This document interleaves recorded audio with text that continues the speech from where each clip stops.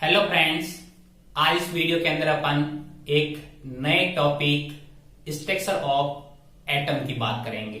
और इस टॉपिक में से नीट हो या जी मेंस हो, उसके अंदर 3 से 4 जो क्वेश्चन हैं उसे जाते हैं। तो अपन इस टॉपिक को बहुत ही डीपली और छोटी से छोटी बातों का क्या करेंगे, अपन पढ़ेंगे और सीखेंगे। तो बात करते हैं अपन एटम की। तो एटम की बात करते हैं। जो एटम जो शब्द है वो ग्रीक भाषा के शब्द एटोमिया से बना है। इसकी जो उत्पत्ति है, एटम शब्द की जो उत्पत्ति है वो ग्रीक भाषा के एक शब्द एटोमियो से हुई है। इसकी जो उत्पत्ति हुई है वो ग्रीक भाषा शब्द एटोमियो से एटम की क्या हुई है, उत्पत्ति हुई है। और इसका अर्थ होता है नॉन डिविजिबल। नॉन डिविजिबल होता है और नॉन डिविजिबल का अर्थ होता है अविभाज्य। अविभाज्य जिसे और विभाजित नहीं कर सकते हैं। परमाणु के बारे में महर्षि कणाद ने भी बताया था। उसके बाद 1808 के अंदर जॉन डाल्टन, कौन? John Dalton. जॉन डाल्टन ने परमाणु सिद्धांत एटॉमिक थ्योरी दी थी। जॉन डाल्टन ने परमाणु सिद्धांत दिया था और उसके अंदर उन्होंने बताया था कि जो परमाणु है वो पदार्थ का एक स्मॉलेस्ट यूनिट होती है। पदार्थ का सबसे छोटा सा जो कण होता है वो कौन होता है? परमाणु होता है। उस समय जॉन डाल्टन की ही जो सिद्धांत को सर्वमान्य मानते थे। लेकिन 70-80 ईयर के बाद क्या हुआ, धीरे धीरे नई खोजें चलती गई और एक नए जो परमाणु के अंदर जो मूलभूत कण की बात करते हैं, जो उस समय ध्यान नहीं था, उस समय एक खोज हुई जो कहते हैं अपन इलेक्ट्रॉन। यानी इलेक्ट्रॉन की खोज कैसे हुई? तो उस समय माइकल फैराडे और दूसरे वैज्ञानिक थे वो जे थॉमसन। ये दोनों ही विद्युत विसर्जन नलिका पर प्रयोग कर रहे थे। और जे थॉमसन ने क्या किया? इलेक्ट्रॉन की खोज की। तो अपन बात करते हैं इलेक्ट्रॉन की खोज की किस प्रकार हुई।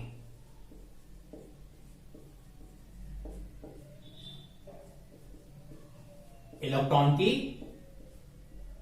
खोज। तो इलेक्ट्रॉन की खोज की बात करते हैं तो इलेक्ट्रॉन की खोज की है जे थॉमसन। जे थॉमसन ने इलेक्ट्रॉन की खोज की और इन्होंने खोज करने के लिए एक विद्युत विसर्जन नलिका का प्रयोग किया जो किसकी बनी होती है? कांच की बनी होती है। विद्युत विसर्जन नलिका जो कांच की बनी होती है वो कुछ इस प्रकार से थी। तो अपन इसको देखते हैं।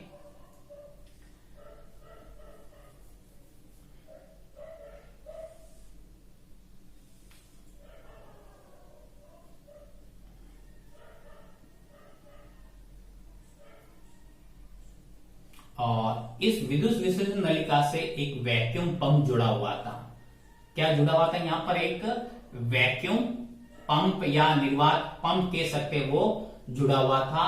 तो ये कांच की एक नली हो गई और इस कांच की ट्यूब के अंदर यहां जो होता था वो उसको कहते थे जुड़ा हुआ निर्वात पंप। और इस कांच की ट्यूब के अंदर उन्होंने क्या किया? 2 इलेक्ट्रोड लगा दिए। 2 धातु की प्लेटें कह सकते हैं या पे कह सकते हैं अपन 2 इलेक्ट्रोड। और इन इलेक्ट्रोड का जो रिलेशन है वो उच्च हाई वोल्टेज से कर दिया। एक हाई वोल्टेज की ये बैटरी हो गई और इस बैटरी से इस साइड से रिलेशन एनोड से कर दिया। इन दोनों इलेक्ट्रोड को, इस इलेक्ट्रोड का इन्होंने एनोड और इस इलेक्ट्रोड को कहा उन्होंने कैथोड।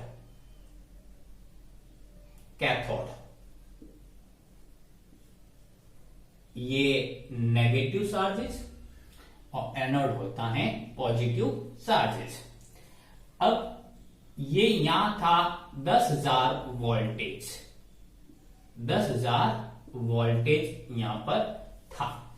और यहां जो बात करते अपन वो वैक्यूम के अंदर या जो दाब था वो बहुत ही क्या था, कम था। और यहां पर जो दाब था वो लगभग, यहां के दाब की बात करते हैं तो ये दाब लगभग 10⁻² से 10⁻³ mmHg था। यानी इतना बहुत ही कम क्या था, यहां पर दाब भरा हुआ था। और इस दाब को निर्वात पंप से क्या कर सकते थे, विभिन्न गैसों के जो दाब को हैं वो कंट्रोल कर सकते हैं। अब बात करते हैं जब इसके अंदर उच्च वोल्टता से क्या प्रवाहित की, करंट प्रवाहित किया, विद्युत धारा प्रवाहित किया, तो उन्होंने देखा कि यहां से कुछ कण थे, यहां कैथोड से कुछ कण कह सकते हैं या कुछ रेज थी जो यहां से निकल रही थी। और ये किस तरफ जा रही थी, ये सभी जो रेज हैं, जो कण हैं, पार्टिकल्स हैं, वो एनोड की तरफ जा रही थी। और ये जो रे हैं वो विजिबल नहीं थी, दिख नहीं रही थी। तो इनको ऐसा प्रतीत करने के लिए यहां पर क्या किया, एनोड के पीछे की साइड के अंदर एक विशेष पदार्थ का लेप कर दिया। यहां एक विशेष पदार्थ का लेप किया और इस एनोड के अंदर छोटे से क्या कर दिए, छिद्र कर दिए, छेद कर दे, जिससे ये पार्टिकल्स इस छिद्रों में से बाहर निकल जाए। और इस पदार्थ पर जो पदार्थ का लेप किया उसको कहते हैं फॉस्फोसेंट, फॉस्फोसेंट या फ्लोरोसेंट, या हिंदी में कहते हैं इसको स्फुरदीप्त, स्फुरदीप्त पदार्थ। एग्जाम्पल की बात करते हैं अपन, जिंक सल्फाइड, ZnS का क्या कर दिया, यहां पर लेप कर दिया। और इस लेप पर जैसी ये यहां से निकलने वाले कण या जो रेज हैं वो टकराती हैं तो यहाँ एक शाइनिंग आती, और शाइनिंग आने से मालूम पड़ जाता है कि यहां से जो पार्टिकल है वो यहां पर टकराए। तो जैसी उच्च वोल्टता से यहां से अपन ने क्या किया, हाई वोल्टेज से करंट फॉलो किया, तो कैथोड से कुछ कण हैं वो किसकी तरफ गमन कर रहे थे, एनोड की तरफ गमन कर रहे थे। और ये जो कण हैं वो अपने को दिखाई नहीं दे रहे थे, तो इनको देखने के लिए एनोड प्लेट के अंदर क्या कर दिया, छिद्र कर दिया। और छिद्र करने के बाद इस कांच की ट्यूब के इस साइड के अंदर एक विशेष पदार्थ, जो स्फुरदीप्ति पदार्थ, वो फॉस्फोसेंट या फिर फ्लोरोसेंट कोई भी हो सकता है। और एग्जाम्पल की बात की अपन ZnH, तो यहां पर लेप कर दिया। तो जैसे ही यहां से जो कण थे वो इस पे गए और इस पे टकराए तो वहां पर क्या उत्पन्न हो गई, शाइनिंग उत्पन्न हो गई। उसके बाद इन्होंने कुछ निष्कर्ष निकाले के इस कैथोड रे ट्यूब से जो एक्सपेरिमेंट किए, cathode ray tube, cathode ray tube हो गई विद्युत विसर्जन नलिका के ये प्रयोग करने के बाद उनके पास क्या निष्कर्ष निकले। तो उन्होंने देखा कि जो कण थे, जो किरण थी, कैथोड रे कह सकते हैं, कैथोड किरण, कैथोड किरण या कैथोड कण, cathode ray, cathode ray cathode से आरंभ हो रही थी और किधर जा रही थी, एनोड की तरफ। तो कैथोड किरणें कैथोड से स्टार्ट होकर एनोड की तरफ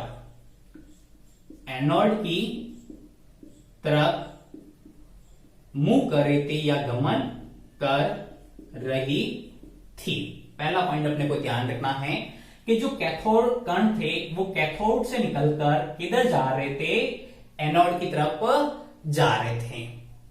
दूसरी बात करते हैं अपन, तो जो ये कैथोड किरणें थे यहां से कहां जा रहे थे, एनोड की तरफ जा रहे थे। तो एक सीधी रेखा में क्या कर रहे थे, ये गमन कर रहे थे। और जब इनके ऊपर विद्युत क्षेत्र की बात करते हैं तो विद्युत व चुंबकीय क्षेत्र की अनुपस्थिति में विद्युत व चुंबकीय यानी इलेक्ट्रिक और मैग्नेटिक फील्ड के एब्सेंट में ये किरणें एक सीधी रेखा में गमन करती हैं, यानी इनके अंदर कोई डिफ्लेक्शन उत्पन्न नहीं होता है। और जैसे इसके ऊपर कौन सा फील्ड लगा दे, अपन विद्युत और चुंबकीय क्षेत्र लगा देते हैं। अगर हम पर इनके ऊपर क्या लगा दे, थर्ड पॉइंट की बात करें, विद्युत व चुंबकीय क्षेत्र लगाने पर कैथोड कण या कैथोड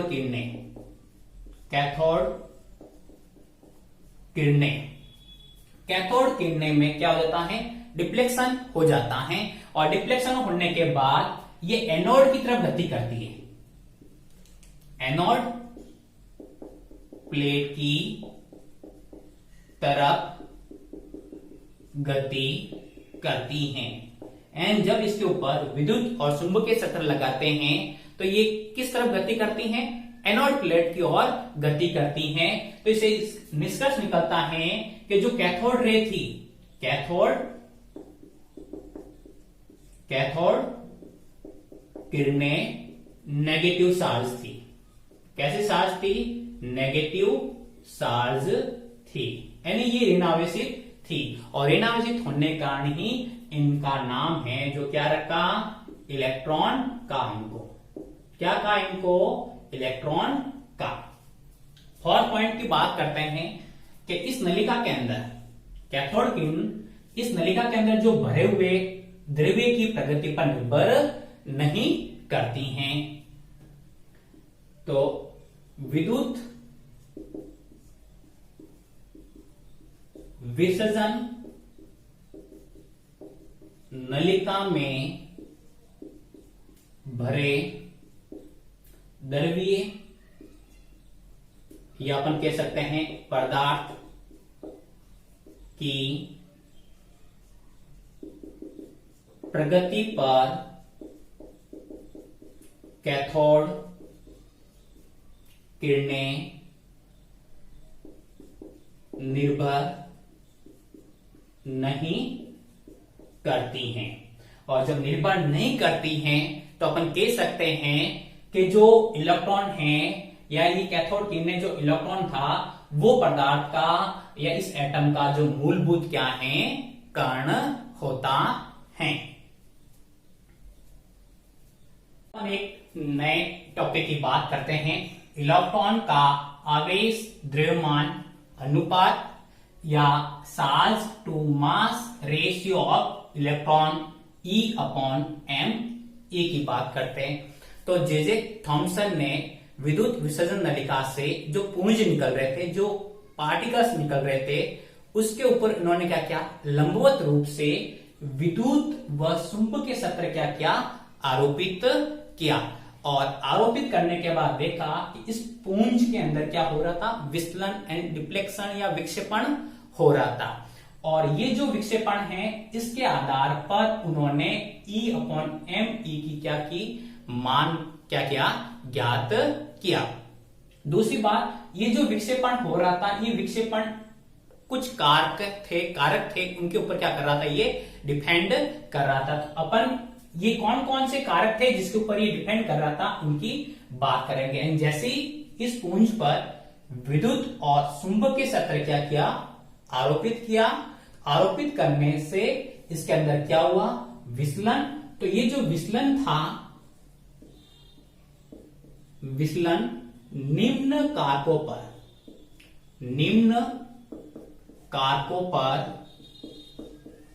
निर्भर करता है। वो कौन कौन से फैक्टर थे जिस पर ये डिपेंड था। तो फर्स्ट फैक्टर की बात करते हैं कि इलेक्ट्रॉन पर जितना अधिक आवेश होगा, इलेक्ट्रॉन पर जितना अधिक आवेश होगा वे विद्युत क्षेत्र के साथ अधिक अन्योन्य क्रियाएं करते हैं, उतनी ही अधिक क्रियाएं करेंगे। दूसरे पॉइंट की बात करते हैं, इलेक्ट्रॉन का द्रव्यमान जितना कम होता है विचलन उतना ही अधिक होता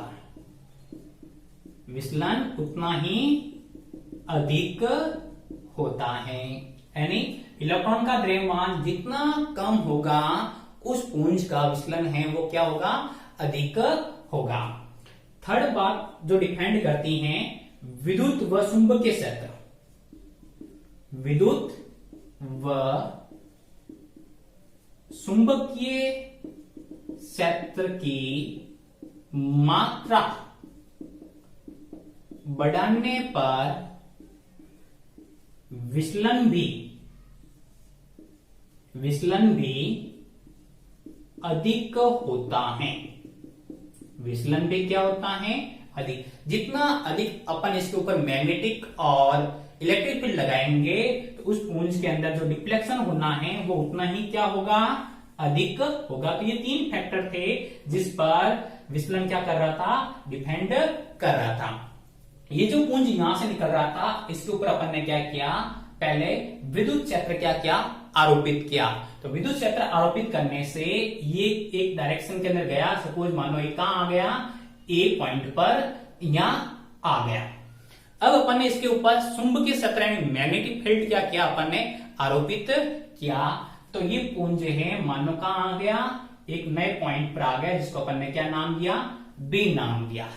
अब अपन ने क्या किया, विद्युत क्षेत्र और चुंबकीय क्षेत्र दोनों को समायोजित करके बैलेंस करके आरोपित किए। तो ये पुंज कहां आ गया, सी पॉइंट पर आ गया या सी पर आ गया। इसके आधार पर जे थॉमसन ने E/me की वैल्यू दी। E/me की जो वैल्यू दी वो है 1.758 इंटू 10⁻11 कूलाम केजी इनवर्स। ये वैल्यू इन्होंने दी। और अपन बात करते हैं इलेक्ट्रॉन। तो इलेक्ट्रॉन पर जो चार्ज होता है, आवेश होता है, वो कैसा होता है, नेगेटिव होता है। कैसा होता है, नेगेटिव होता है।